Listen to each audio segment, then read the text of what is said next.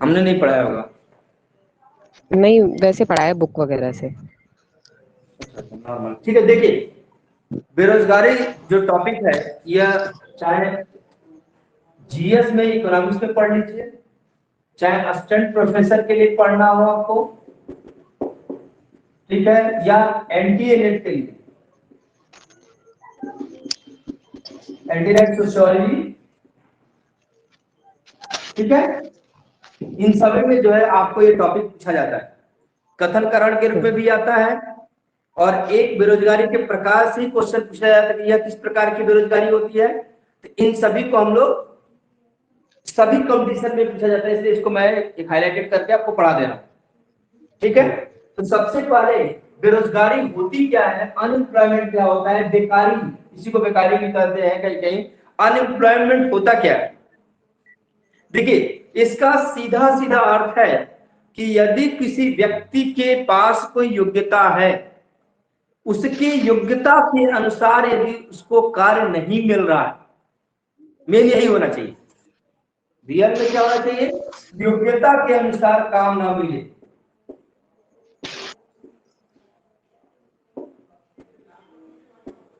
यदि योग्यता के अनुसार काम नहीं मिल रहा है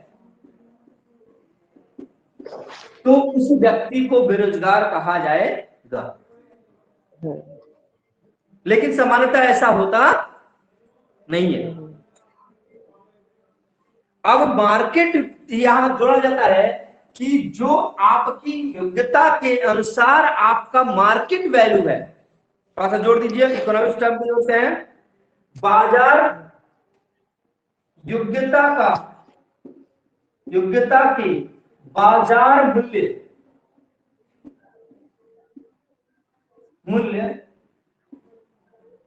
योग्यता का बाजार मूल्य न मिलना। यदि जो योग्यता है उसका मौद्रिक मान होगा कुछ, जो मेरी योग्यता है, जैसे मान लीजिए मैं 1 घंटे पढ़ाता हूं और मेरी योग्यता के अनुसार 1 घंटे का 1500 रुपया बनता है, और यदि मैं 1000 रुपए ही ले रहा हूं या 1000 रुपए ही मिल रहा है, तब मैं बेरोजगार कहलाऊंगा। आगे समझ में, थोड़ा ब्रॉड कॉन्सेप्ट है कि जो योग्यता, जो हमारा बाजार मूल्य है, वह नहीं मिल पा रहा है व्यक्ति को, तो वह बेरोजगार कहलाएगा। तो बाजार मूल्य का योग्यता निर्धारण कैसे होगा? पूछिए। बाजार मूल्य का निर्धारण कैसे करेंगे? बाजार मूल्य का निर्धारण बाजार करेगा, हम थोड़ा करेंगे, यही तो प्रॉब्लम है। बाजार मूल्य का निर्धारण बाजार करेगा, डिमांड और सप्लाई पे डिपेंड करता है। डिमांड बढ़ गई तो वैल्यू हमारी क्या हो गई, बढ़ गई। भाई एग्जाम आ गए सारे एक साथ, तो टीचर की डिमांड क्या हो गई, बढ़ गई। तो टीचर की मार्केट वैल्यू क्या हो गई, बढ़ गई। और यदि जो मार्केट वैल्यू चल रही है उस पर यदि आपको काम नहीं मिल रहा, तो आप क्या है, बेरोजगार हैं। बेरोजगार, ठीक ठीक। फिर जो योग्यता, एक तो सिंपल याद रखिए, योग्यता के अनुसार यदि आपको काम नहीं मिल रहा है, योग्यता के अनुसार वेतन नहीं मिल रहा है, इसका मतलब कि आप बेरोजगार हैं। यदि मेरे अंदर योग्यता है शिक्षक की और मैं चपरासी का काम कर रहा हूं, तो मैं भी बेरोजगार की श्रेणी में आ जाऊंगा। मुझे काम किसका दिया जा रहा है, चपरासी का, तो मैं बेरोजगार की श्रेणी में आ जाऊंगा। भारत में एक प्रॉब्लम क्या है पता है, बोलते हैं कि भारत में बेरोजगारी कम कैसे हो गई। दुनिया डेटा जुटाती है, जबकि इस समय भारत में बेरोजगारी 7.4% है, बहुत बड़ी बात नहीं है। भारत में जो बेरोजगारी है, ये अक्टूबर का डेटा है, 18 अक्टूबर का डेटा है। भारत में बेरोजगारी 7.4% है भाई, बस। इसको सरकार अभी ज्यादा समझ रही है, उसको कम करना है। ये बेरोजगारी जो है, तो फिर इतने लोग बेरोजगार क्यों घूम रहे हैं, क्या रीजन है भाई? योग्यता तो है, हम काम नहीं करेंगे भाई, हम तो रोजगार उसी को मानते हैं जो सरकारी ठप्पा लग जाए, जबकि वो ही केवल रोजगार नहीं है, जो प्राइवेट जॉब कर रहे हैं वो भी रोजगार है।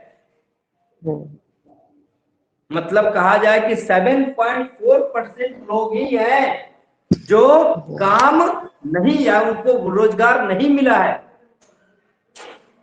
बाकी कहा जाए कि आपका कितना 92.6% लोग क्या है, रोजगार में लगे हुए हैं।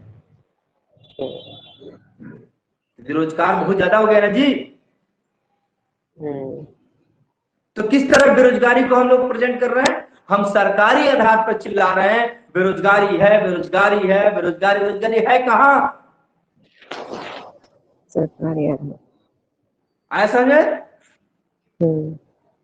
तो जो बेरोजगार हैं उनका कारण यदि है, सबसे बड़े भारत की यदि बात करते हैं, योग्यता तो है लेकिन उस योग्यता के अनुसार कहीं वेतन नहीं मिल रहा है, इसलिए व्यक्ति वहां काम नहीं कर रहा है। या मिल भी रहा है तो हम नहीं काम करना चाहते हैं, हमको क्या करना है, सरकारी ही ठप्पा लगवाना है। अब यदि भाई एक चीज और जानिए कि रियल में रोजगार या भारत में श्रमिक कौन सा वर्ग है? भारत में श्रमिक वर्ग किसको बोलेंगे? कौन सा वर्ग है? कार्यशील जनसंख्या किसको बोलेंगे? क्वेश्चन पूछा गया बेटा, कार्यशील जनसंख्या।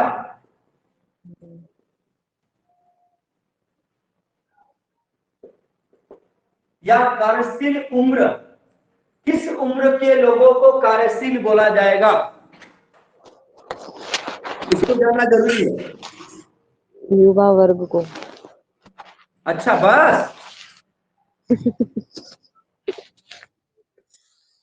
और कोई? कार्यशील है पहले 15 वर्ष से लेकर के अब 65 वर्ष कर दी गई कार्यशील जनसंख्या। नोट कर लीजिएगा, 15 वर्ष से 65 वर्ष तक के जो लोग हैं उनको कार्यशील जनसंख्या बोली जाएगी, और 15 वर्ष से नीचे और 65 वर्ष से ऊपर की जनसंख्या को आश्रित जनसंख्या बोलते हैं।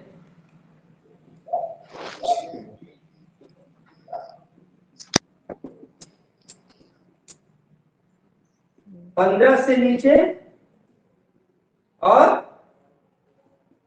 65 से ऊपर। हाँ, डिपेंडेंट पॉपुलेशन है ये हमारे ऊपर डिपेंड है। ये जो 15 से 65 वर्ष वाले हैं इनके ऊपर डिपेंड है बेटा, नोट करिएगा, बहुत इंपॉर्टेंट है ये।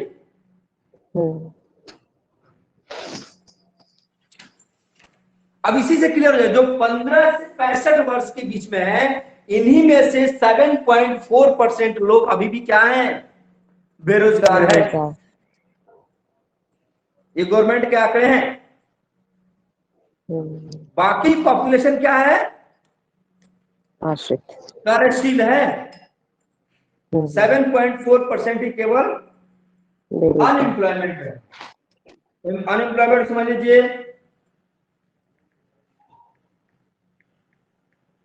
नोट कर लीजिए, नोट कर लीजिए।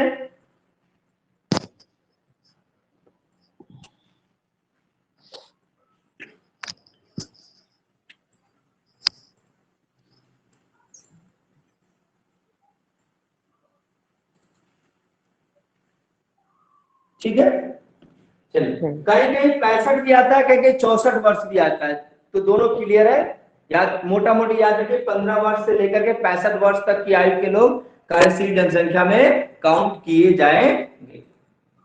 अब आता है, ये तो क्लियर हो गया बेटा जी कि अनएम्प्लॉयमेंट क्या है, बेरोजगारी क्या है। जो व्यक्ति के पास योग्यता है उस योग्यता के अनुसार उसको काम नहीं मिल पा रहा है, उसको वेतन नहीं मिल पा रहा है, वह व्यक्ति बेरोजगार कहलाएगा। दोनों कंडीशन में, काम ना मिलना, वेतन भी ना मिलना। 15,000 रुपया मान लीजिए 4 घंटे का वो कोई व्यक्ति की योग्यता है और उसको 5,000 रुपया ही मिल रहा है तो बेरोजगार की श्रेणी में आएगा। क्लियर है? अब देखिए, विकसित देश, अविकसित देश, विकसित देश, विकासशील देश और अविकसित देश होते हैं। तो अविकसित देश में तो बेरोजगारी ही बेरोजगारी होती है। विकसित देश और विकासशील देश, जैसे इंडिया क्या है, डेवलपिंग कंट्री, विकासशील देश है। अमेरिका क्या है, डेवलप्ड कंट्री है। जापान क्या है, डेवलप्ड कंट्री है। फ्रांस क्या है, डेवलप्ड कंट्री है, विकसित देश है। उनके यहाँ बेरोजगारी अलग प्रकार की पाई जाती है और हमारे यहाँ विकासशील देशों में बेरोजगारी अलग प्रकार से पाई जाती है। तो लिखिए बेरोजगारी के प्रकार। बेरोजगारी के प्रकार,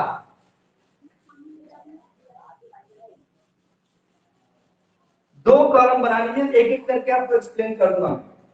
सबसे पहले जो है विकसित देश,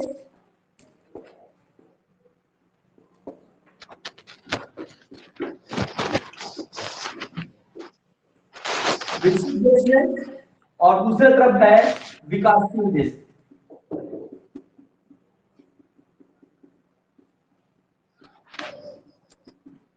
विकसित और विकासशील देश, विकसित देश और विकासशील देश। अब इसमें कौन कौन से नोट करिए, थोड़ा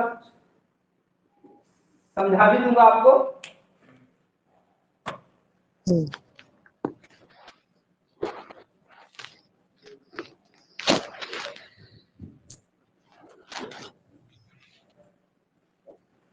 एक होती है चक्रीय बेरोजगारी और दूसरी होती है प्रतिरोधात्मक। चक्रीय बेरोजगारी,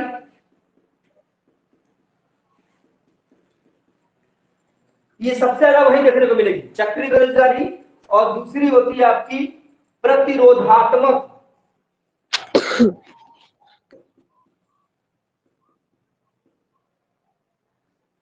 प्रतिरोधात्मक या इसी को बोला जाता है घर्षण जनित बेरोजगारी।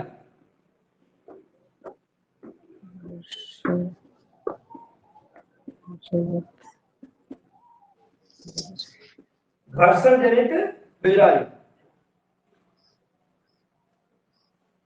ठीक है।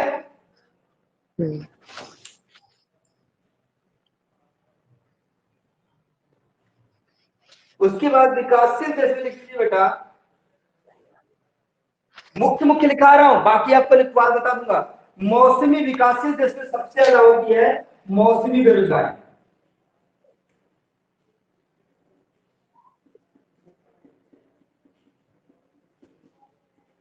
मौसमी बेरोजगारी।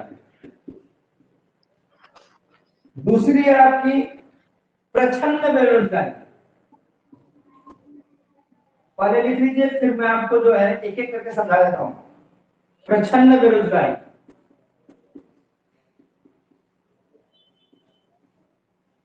तीसरी है आपकी संरचनात्मक बेरोजगारी,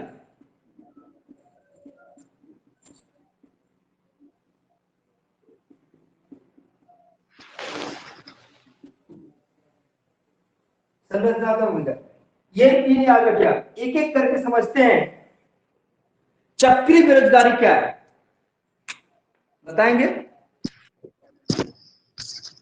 चक्रीय बेरोजगारी दिया है, चक्रीय बेरोजगारी क्या है, कोई बताए? जो रिपीट होके दोबारा से आ जाए एक समय अंतराल के बाद। तो ये किस स्थिति में उत्पन्न होगी, ये जानना जरूरी है। ये तो शब्द से हमने अनुमान लगा लिया आपने कि वह चक्रीय है।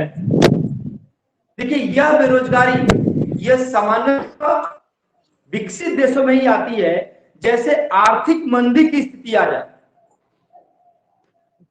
एक समय आता है जब क्या होता है, कोई प्राकृतिक आपदा आ जाए या क्या आ जाए, आर्थिक मंदी की स्थिति हो जाए, इस स्थिति में पैदा होती है चक्रीय बेरोजगारी।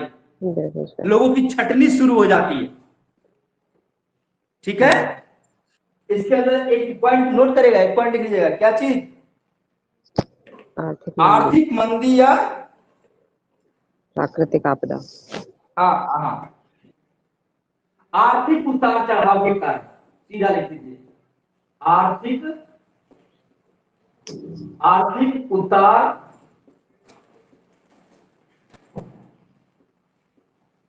चढ़ाव के कारण। उतार चढ़ाव का कारण क्या हो सकता है? उतार चढ़ाव का कारण हो सकता है क्या चीज? आर्थिक मंदी, भाई आर्थिक मंदी भी हो सकती है या प्राकृतिक आपदा भी हो सकती है। हम्म, इसीलिए प्राकृतिक आपदा प्रबंधन पहले से हम लोग मैनेज करके रखते हैं, ताकि आए भी तो इसको हैंडल किया जा सके। जैसे अमेरिका में जो सबसे ज्यादा मंदी आई थी, वो आई थी 2007 की इकोनॉमिकल क्राइसिस जो आई थी वर्ल्ड में, अमेरिका से स्टार्ट हुआ था और पूरे विश्व को प्रभावित किया था। लोगों को क्या करने लगा, जो काम पे लगे हुए लोग हैं उनको निकाला जाने लगा, तो बेरोजगार हुए कि नहीं हुए?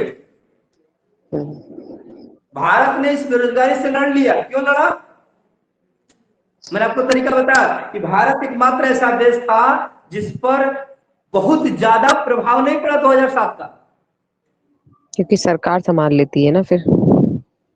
सरकार, देखिए हमारे पास सामाजिक कल्याण है, लेकिन सरकार भी सरकार से ज्यादा प्राइवेट कंपनियां भारत की संभाली, जिसको हमेशा हम लोग सोचते रहते हैं। भारत में फ्लेक्सिबिलिटी बहुत ज्यादा है हर रूल में। कंपनियां बहुत अच्छी अच्छी कंपनियां थी, उन्होंने अपने एम्प्लॉय से बैठ करके बातें किया, बोला भाई देखिए विश्व में आर्थिक मंदी चल रही है, दो ही विकल्प है, हम छटनी करेंगे,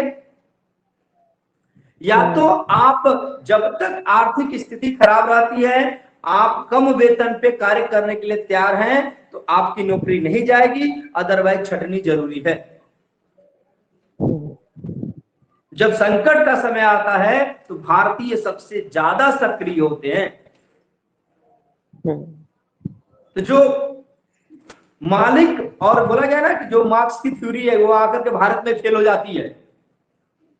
मालिक और श्रमिक ने मिलकर के क्या किया, समायोजन, इस महामंदी से लड़ने का सॉल्यूशन निकाला कि हम कम वेतन पे काम करेंगे, छटनी के शिकार नहीं होंगे। नहीं, और यही कारण था कि भारत में मंदी का प्रभाव नहीं पड़ा, क्योंकि हमारे यहाँ बोला जाता है विश्व में जो है भारत में सबसे ज्यादा श्रम शक्ति है, चाइना में, चाइना के बाद हमारे पास है। भाई जितनी पॉपुलेशन उतना श्रम शक्ति, और सस्ती भी है भाई। हमारा क्या है, सस्ती भी है, सस्ता लेबर। पीएससी, हाँ वो श्रमिक बोल रहे हैं इसलिए थोड़ा सा रिस्पेक्ट दे रहे हैं, लेबर बोले तो क्या आती फीलिंग अलग आ रही है, श्रमिक बोले लगता है रिस्पेक्ट दे रहे हैं। हमारे यहाँ पीएचडी किया हुआ व्यक्ति भी 1500 रुपए में पढ़ाने के लिए तैयार हो जाता है। इससे बड़ी चीज फ्लेक्सिबिलिटी क्या चाहिए? पीएचडी किया हुआ बंदा क्या कर सकता है, 5000 और 10,000 रुपए डिग्री कॉलेजों में पढ़ा रहे हैं भाई। इससे बड़ा फ्लेक्सिबिलिटी क्या चाहिए? पीएचडी आप हैं, यही यूरोपीय बेरोजगारी परिभाषा में और भारतीय बेरोजगारी परिभाषा में जमीन आसमान का फर्क है। यूरोपीय है, उसने पीएचडी किया है, असिस्टेंट प्रोफेसर की क्वालिटी है, स्टार्टिंग सैलरी 75,000 वो लेगा ही लेगा मिनिमम, नहीं तो बेरोजगार बना रहेगा। हम नहीं भैया कोई बात नहीं, घर चलाना है, 15-20 हजार दे दो, टेंशन फ्री। यूजीसी भी निर्धारित कितना की है, 25,000 की है। प्राइवेट का पढ़ा 25,000 आपको दिया जाएगा मिनिमम, 2 लेक्चर मिनिमम 25,000। तो ये जो है आपको याद रखना है, चक्रित बेरोजगारी सामान्यतः विकसित देशों में ही आती है, विकासशील देश इसको हैंडल कर लेते हैं। हमारे यहाँ और ज्यादा बेरोजगारी के प्रकार हैं, छटनी की तो नौबत ही नहीं आती है, लेते ही नहीं छटनी क्या है। और हर फैक्ट्री में, हर कंपनी में 20-25 एम्प्लॉय ऐसे होते हैं जो फालतू के रखे गए होते हैं। क्योंकि चाचा फूफा ताऊ के लड़के हैं, उनका कोई काम नहीं है, पढ़ेंगे अभी हम बेरोजगारी दर, तो छटने की नौबत ही नहीं। याद रखिए कि चक्रीय बेरोजगारी विकसित देशों में आती है। दूसरा है प्रतिरोधात्मक या घर्षण बेरोजगारी, ये भी विकसित देशों में देखना पड़ता। विकसित देशों में बेरोजगारी होती नहीं है, लगभग नाम मात्र के। लेकिन मैं आपको डेटा यदि बताऊं तो विश्व की ऐसे ऐसे डेवलप कंट्री हैं जिनका बेरोजगारी रेट, अनएम्प्लॉयमेंट रेट 6.5 4.5 मतलब लगभग भारत के आसपास है। बड़े कंट्रीज की बात बता रहा हूं आपको। तो सबसे पहले याद रखिए प्रतिरोधात्मक घर्षण, ये भी है इसी प्रकार का है लगभग, ये व्यक्ति खुद पैदा करता है। या कभी कभी क्या होता है कि समझते चलेगा, लिखवाऊंगा नहीं, कभी कभी क्या होता है कि व्यक्ति एक रोजगार से दूसरे रोजगार में शिफ्ट होता है। भाई मान लीजिए किसी कंपनी में जॉब कर रहा हूं, 5 लाख के पैकेज पे काम कर रहा हूं, और कोई दूसरी कंपनी से ऑफर आ गया 6 लाख का या 10 लाख का ऑफर आ गया। हमने क्या किया कि खुशी के मारे, जबकि भारतीय नहीं गलती करते, भारतीय जब तक उसका ज्वाइनिंग लेटर नहीं मिल जाएगा तब तक इसको रिजाइन नहीं देते, नहीं करेंगे। जब तक हमें दूसरा पत्थर नहीं मिल जाता हम पीछे से पैर नहीं उठाते, वहीं जमे रहते। तो ये लेकिन विकसित देश में है। विकसित देशों में क्यों, मैं क्या बोला, यहाँ बेरोजगारी कम होती है। क्यों होती है? तो हर व्यक्ति मजबूर है काम करने के लिए, काम नहीं करेंगे, घर लोन पे है ईएमआई पे, कार लोन पे है ईएमआई पे, बच्चे पढ़ रहे हैं ईएमआई पे, हर चीज घर का क्या चल रहा है ईएमआई पे। भाई सेविंग नाम की चीज ही नहीं है। आपका घर है वो आपका नहीं है। 18 साल के बाद लात मार के बाहर कर देगा, चलो जाओ 18 के हो गए कमाओ। तो वहां पे रोजगार कंपलसरी हो जाता है, तो वहां रोजगारी इसी टाइप की पैदा होगी, या तो चक्री होगी, कंपनी बाहर कर दे आपको, या दूसरा आप खुद जो है एक नौकरी को छोड़कर दूसरे नौकरी के पहले रिजाइन कर देते हैं, फिर कुछ दिन बैठते हैं, ढूंढते हैं, फिर ढूंढते हैं। तो जो गैप होता है जिसमें आप बैठते हैं, घर बैठे होते हैं, एक नौकरी से दूसरे नौकरी तक पहुंचने में जो गैप होता है, जो उस समय तक आप बेरोजगार रहते हैं, उसको बोला जाता है प्रतिरोधात्मक या घर्षण जनित बेरोजगार।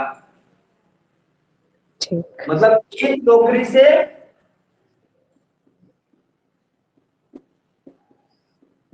दूसरे नौकरी के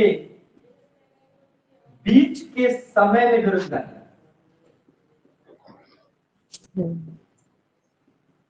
भाई ये तो बस कुछ ही समय की तो होगी। समझे? मतलब कि प्रतिरोधात्मक या घर्षण जनित बेरोजगारी, एक रोजगार से दूसरे रोजगार में आप जाते हैं तो आपको जो गैप बीच में दिखाई देता है, जो जिस समय तक आप जितने समय तक आप बेरोजगार बैठे होते हैं, वह बेरोजगारी प्रतिरोधात्मक या घर्षण जनित बेरोजगारी कहलाती है। यह विकसित देशों में दिखाई देता है।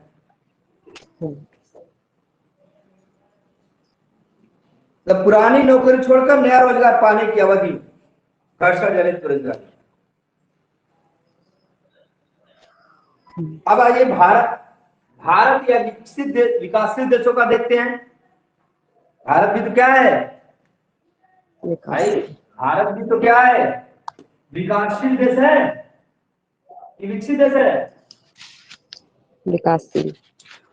अभी भी हम डेवलपिंग कंट्री ही है। हमारा जीडीपी जब तक या तो 2 अंकों में आ जाए, डेवलप कंट्री बनने में घाटा भाई, वर्ल्ड बैंक आपको फंड नहीं देता है। सबसे पहला जो हमारे यहाँ देखा जाता है, लेकिन भारत के संदर्भ में देखेंगे तो आसानी समझ में आ जाएगा। हमको देखना भारत के संदर्भ में ही सबसे ज्यादा मौसमी बेरोजगारी किस क्षेत्र में सबसे ज्यादा दिखाई देता है? कृषि क्षेत्र में।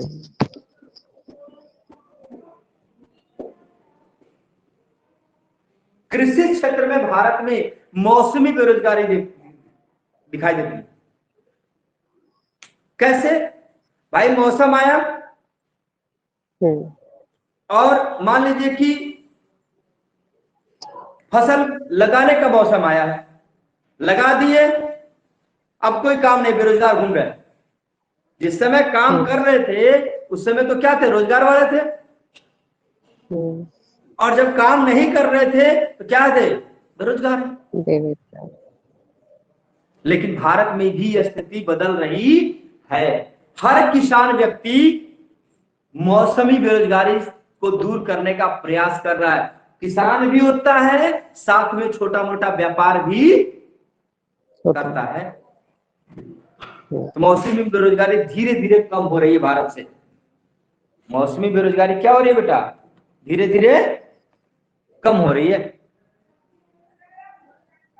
अब और कहां हो सकती है मौसमी बेरोजगारी, सोचिए भारत में कृषि की छोड़ के और किसी क्षेत्र में हो सकती है? औद्योगिक क्षेत्र में। कहां? मैंने यहाँ पे देखा है आगरा में, यहाँ पे शूज का काम ज्यादा होता है ना, तो एक टाइम आता है कि बिल्कुल भी नहीं होता। नहीं, साल भर होता है, ऐसा कोई कभी नहीं होता। यहाँ पे बोलते हैं लोग। नहीं, इस समय चल रहा है, इस समय जो कोविड क्राइसिस है ये तो छोड़ दीजिए इस समय। अब जैसे क्या होता है कि ठंडी का मौसम है, ठंडी के मौसम में डिमांड हाई हुआ, तो ठंडी आने से पहले, ठंडी आने से पहले रोजगार बढ़ जाएगा, और ठंडी जाते ही रोजगार क्या हो जाएगा, कम हो जाएगा। तो वहां तो ये आ जाएगा बेटा, प्रतिरोधात है, सॉरी चक्री बेरोजगारी आएगी नहीं आएगी वो, उसको तो निकाल दिया ना। तो मौसमी बेरोजगारी सामान्यतः कृषि क्षेत्र से संबंधित है, और इसी अब चूंकि इसको दूर किया जा रहा है इसलिए कि किसान हमेशा व्यस्त रहे, या तो उद्योग करे या कृषि से संबंधित ही, जैसे मान लीजिए एक किसान लगा हुआ है, कहां पे, खेत में भी लगा है, और उसने बना करके भारत सरकार ने कोई या विकासित देश ने कोई योजना के तहत उसको मत्स्य पालन का क्या कर दिया, सब्सिडी दे दिया, वो मत्स्य पालन भी कर रहा है। साथ में जो है मुद्रा बैंक से लोन लेकर के एक फॉर्चूनर की दुकान, किराने की दुकान खोल लिया है कि नहीं है? तो अब जो है मौसमी बेरोजगारी भी धीरे धीरे क्या हो रही है बेटा, कम हो रही है। यहां तक क्लियर है, मौसमी बेरोजगारी क्लियर है?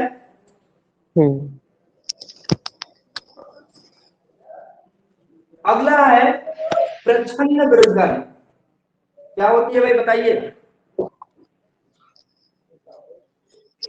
ये ग्रामीण क्षेत्रों में पाई जाती है।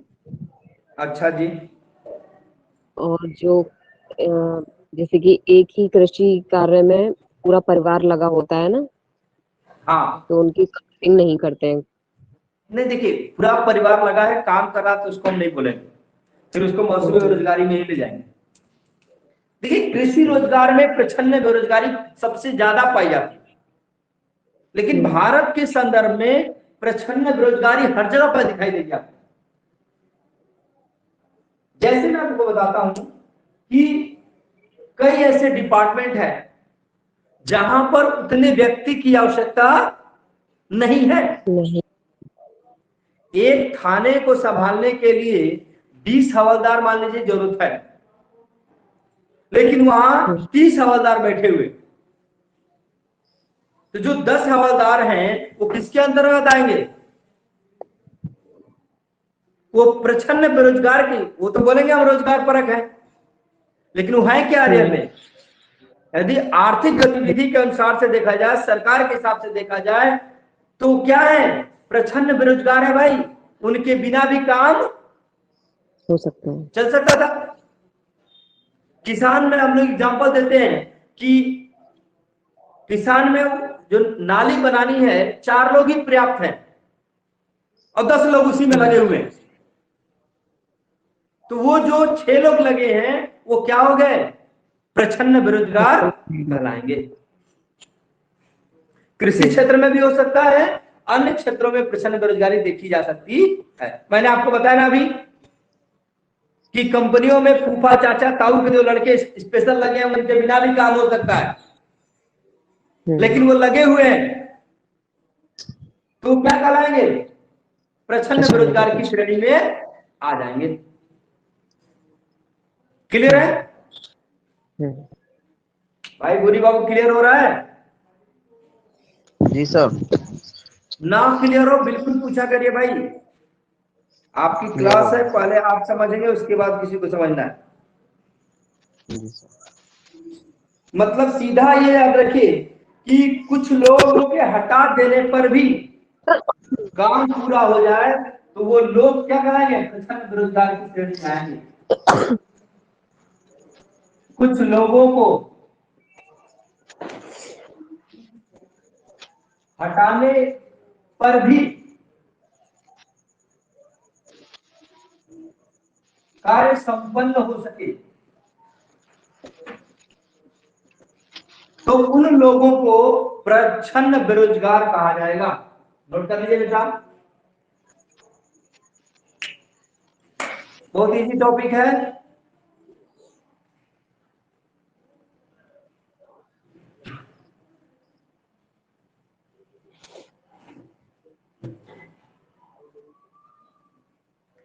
भारत में सबसे ज्यादा प्रच्छन्न बेरोजगारी कृषि क्षेत्र में देखी जाती है, नो डाउट। ग्रामीण क्षेत्रों में भी देखी जाती है, ग्रामीण क्षेत्रों में भी देखी जाती है। जिस काम को एक आदमी कर सकता है उस काम में 10 लोग लगे होते हैं, तो सब खाली बैठे हैं। लेकिन अब नहीं, अब इसकी परिभाषा में परिवर्तन करने की आवश्यकता है, क्योंकि अब धीरे धीरे क्या हो रहा है? मौसमी बेरोजगारी भी कम कर रहे हैं लोग खाली नहीं बैठना चाहते। प्रच्छन्न बेरोजगारी को भी लोग नहीं पसंद है, भाई मैं ये काम कर रहा हूं, तू ये काम कर ले, इसको मैं अकेले कर लूंगा। तो धीरे धीरे भारत में भी और विकासशील देशों में प्रच्छन्न बेरोजगारी धीरे धीरे क्या हो रही है? कम हो रही है। ठीक है। एक अब जो है संरचनात्मक बेरोजगारी, ये क्या होती है जी?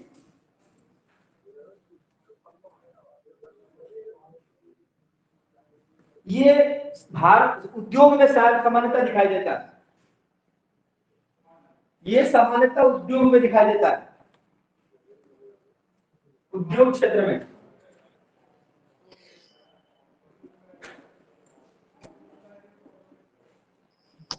अभी भी मुझे याद है कि जैसे सीधा याद रखिए कि मान लीजिए कि अचानक से एक कोचिंग का ही मैं बताता हूं, एक जो कुछ कोचिंगें बंद हो गई कोविड काल में, कुछ शिक्षक पढ़ाना छोड़ दिए कोविड काल में, वो जो बेरोजगार हुए हैं वो कौन से? संरचनात्मक बेरोजगार हुए। बहुत तत्कालिक है, समझ में आ जाएगा आपको। कहते हैं कि संरचना में कोई ऐसा बदलाव आ जाए जिसके कारण एक बहुत बड़ी संख्या जो है वो किसके शिकार हो जाए? बेरोजगार हो जाए। मतलब वह जो परिवर्तन हुआ है उसमें एडजस्ट ना कर पाए।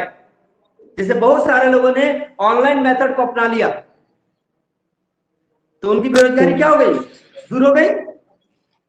बहुत सारे लोगों ने क्या किया? नहीं अडॉप्ट कर पाए तो खत्म हो गए, बेरोजगार हो गए। अचानक मैं बोल रहा हूं कि जो कीपैड वाले मोबाइल के रिपेयर करने वाले मिस्त्री थे उनकी संख्या मान लीजिए ज्यादा हो गई थी, और अचानक मार्केट से कीपैड क्या हो गया? खत्म हो गया। टच मोबाइल आ गए, स्मार्ट मोबाइल आ गए, तो वो यदि सीख लिए काम तब तो उनको रोजगार मिला, नहीं तो एक बहुत बड़ी संख्या में लोग क्या हो गए? बेरोजगार। भाई साइकिल आज तो चलिए ठीक है डिमांड बढ़ रही है, लेकिन साइकिल के बहुत सारे वर्कर क्या हो गए? बेरोजगार हो गए। या थोड़ा सा उन्होंने चेंज किया, जो लर्निंग की जिसके अंदर पावर थी वो साइकिल बनाना से छोड़ करके मोटरसाइकिल बनाने लगे। साइकिल की दुकान छोड़कर मोटरसाइकिल की दुकान खुलवा लिए। लेकिन वो मोटरसाइकिल साइकिल की जो मैन्युफैक्चरिंग में जो लगे हुए थे, जिनको साइकिल ही बनाना आता था, वो बंद हो गया और वो क्या हो गए? संरचनात्मक बेरोजगार के शिकार हो गए। आगे समझ में आ गया। मतलब कि दीर्घकालिक संरचना में परिवर्तन के कारण, उद्योग संरचना में परिवर्तन के कारण उत्पन्न कैसे होता है? औद्योगिक संरचना में परिवर्तन के कारण।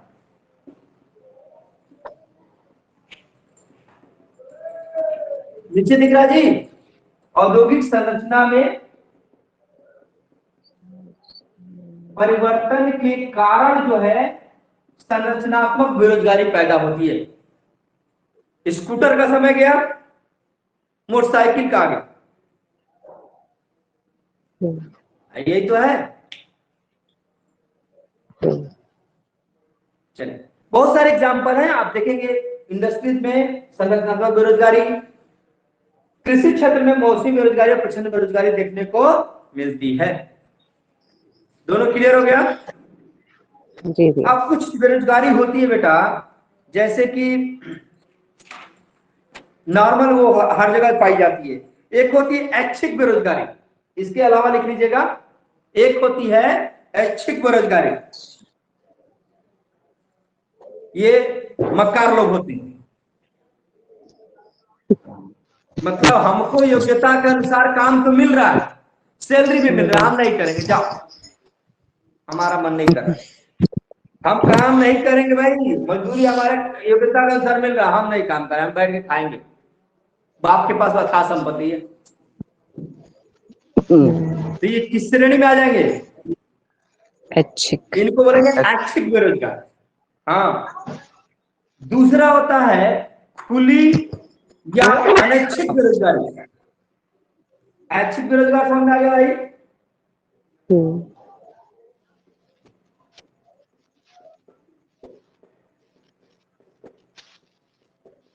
ये दो ही प्रकार के लोग होंगे, या तो बहुत धनी होंगे, उनके बच्चे ऐच्छिक बेरोजगार की श्रेणी में आएंगे, या बहुत ज्यादा क्या होगा,